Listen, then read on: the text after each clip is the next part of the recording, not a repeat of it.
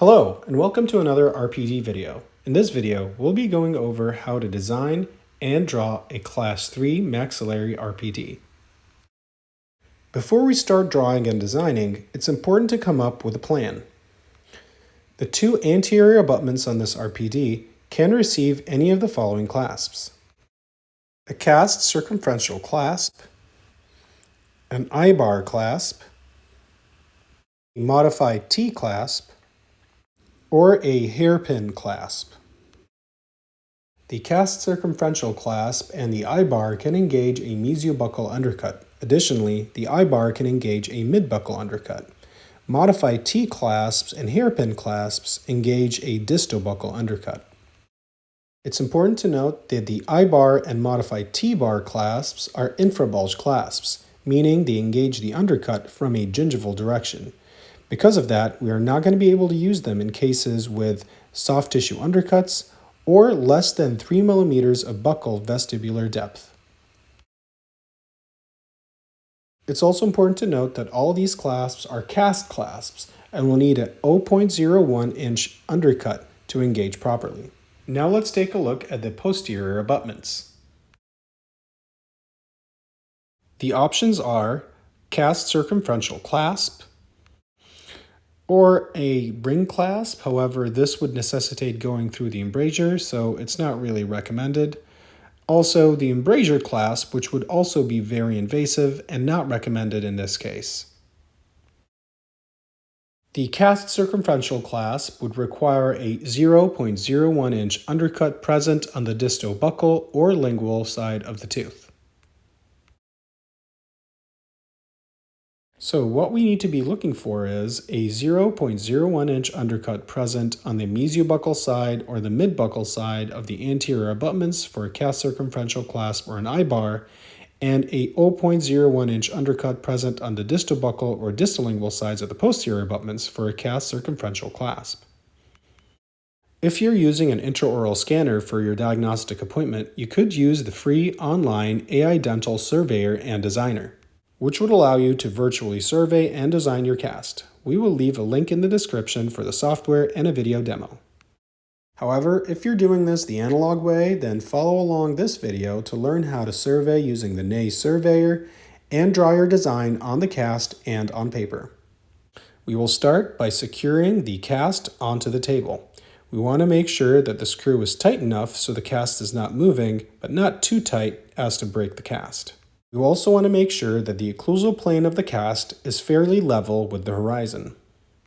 The first step of surveying is to analyze the cast. This is done using the analyzing rod, which looks like this. We'll go ahead and put that into the mandrel. The goal of analyzing the cast is to identify a path of draw that would require the least amount of adjustment on the guide plane areas. The ideal path of draw would require even adjustments on all abutments, rather than no adjustments on some abutments at the expense of the others. As we get the analyzing rod in contact with a surface to be adjusted, a space might appear gingival to the contact point. This means that the angle of the surface to be adjusted does not match the angle chosen for the path of draw, and this would require some adjustment onto that abutment. To minimize this adjustment, we might need to tilt the table in order to change that path of draw so that that surface would better align with the chosen path of draw and minimize the amount of adjustments needed. It's important to check that newly selected path of draw against the other surfaces of all the other abutment teeth. Once we are satisfied with the path of draw, it's time to switch out the analyzing rod for the 0.01 inch undercut gauge. We will now attempt to find those undercuts that we decided we needed in our initial plan. In order to identify the location of an undercut, the undercut gauge needs to contact the tooth at the shank and the disc. The undercut is located at the point of contact of the disc with the tooth surface. To mark that undercut, the cast is pushed away slightly and a pencil mark is made at the contact point of the undercut gauge, marking the undercut location. This process is repeated for all other abutments.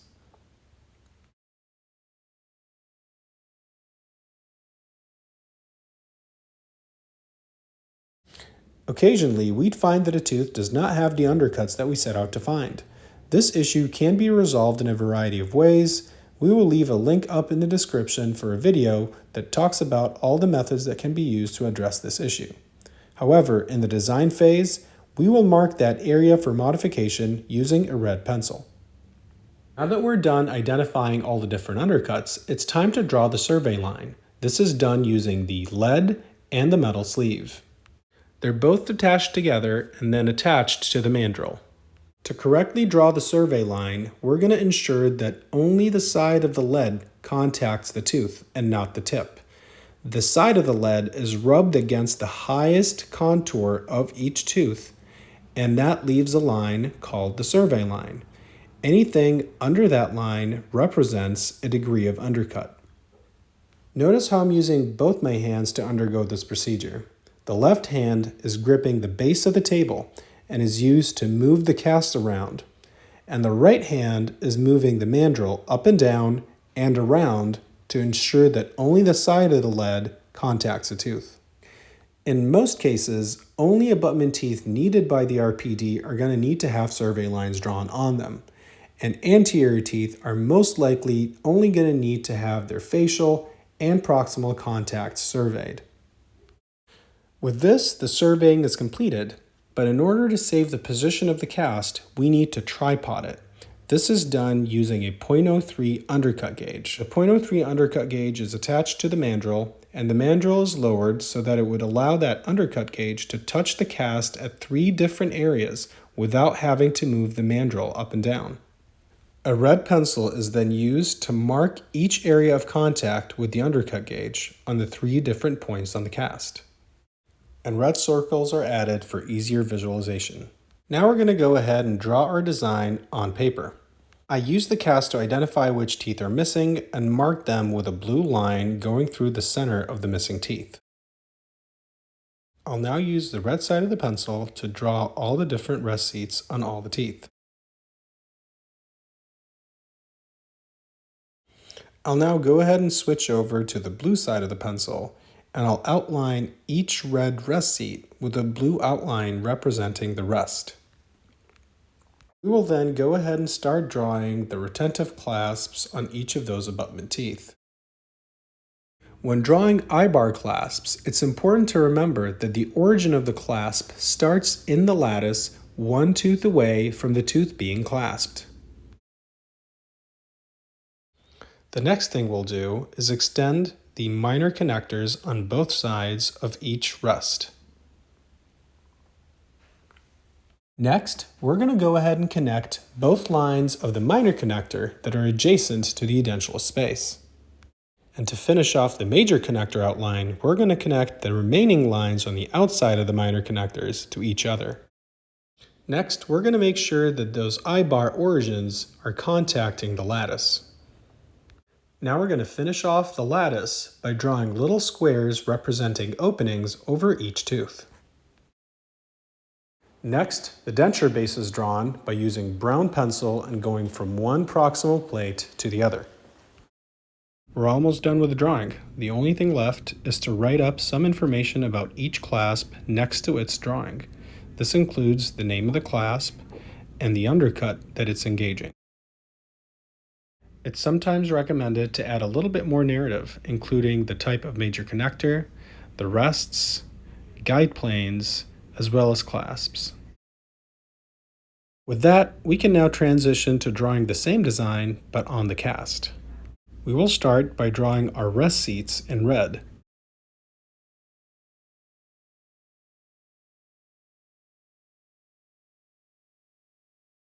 The next thing to do is to draw the areas of the guide planes. Red denotes areas included in the mouth preparation. That includes areas like guide planes and undercuts that are going to be added or adjusted on the patient's mouth. Next, we're going to start drawing the framework in blue. Let's start with the cingulum rests. The cingulum rests extend from one proximal contact to the other.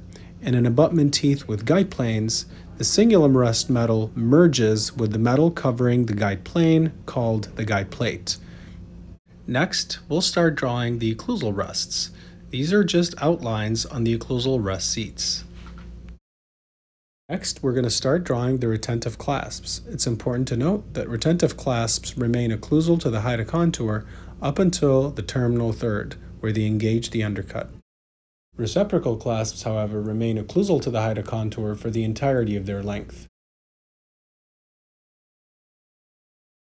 We're going to start adding some minor connectors. Notice how the cingulum rest merges with the guide plate and eventually merges with the minor connector. Similarly, for the cast circumferential clasps, the guide plate merges with the minor connector. Now, similar to the paper drawing, we're going to connect the two closest minor connector lines. By doing so, we finalize the shape of the finish lines as well as the major connector. Now that we have a better idea of how everything's going to look like, we're going to go ahead and draw the eye-bar clasps. The tip is drawn at the undercut. Then, we're going to try to visualize skipping one tooth space and draw the origin of the eye-bar clasp. Then we're going to connect the tip with the origin to finish the shape of the eye-bar clasp. To finish up the lattice, we're going to connect the two sides of the origin to the guide plates. Then we're going to go ahead and add the two windows on both sides of the origin, coinciding with the positions of two teeth.